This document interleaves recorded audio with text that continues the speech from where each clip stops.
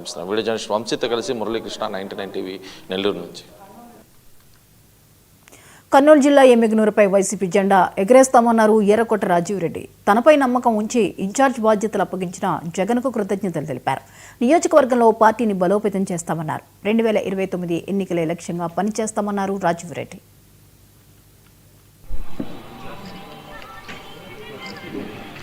Congress party అధ్యక్షురాలు సోనియా గాంధీని ఎదిరించి సొంతంగా పార్టీ పెట్టుకొని ఆ పార్టీని మొత్తం రాష్ట్రమంతా విస్తరించిన ఘనత మా మహానాయకుడు వైఎస్ఆర్సీపీ అధ్యక్షులు జగన్మోహన్ రెడ్డి గారు.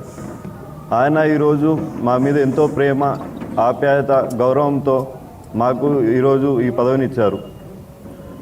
ఎట్టి పరిస్థితిలో ఏ విభేదాలు లేకుండా, భేదాలు లేకుండా, వర్గ భేదాలు లేకోకుండా ఈ నియోజకవర్గం అంతా కలిసి పోరాడి 2029లో వైఎస్ఆర్సీపీ పార్టీని మళ్ళీ జెండా ఎగిరేయాలని చెప్పి అందరినీ మనస్ఫూర్తిగా కోరుకుంటున్నాను. మా కోసం కష్టపడ్డ నాయకులు కావచ్చు, లేకపోతే మా పల్లెల్లో అభిమానులు కావచ్చు, వైఎస్ఆర్ కుటుంబీకులు అందరూ కష్టపడ్డ వాళ్ళందరికీ చేతునెత్తి నమస్కరిస్తున్నాను.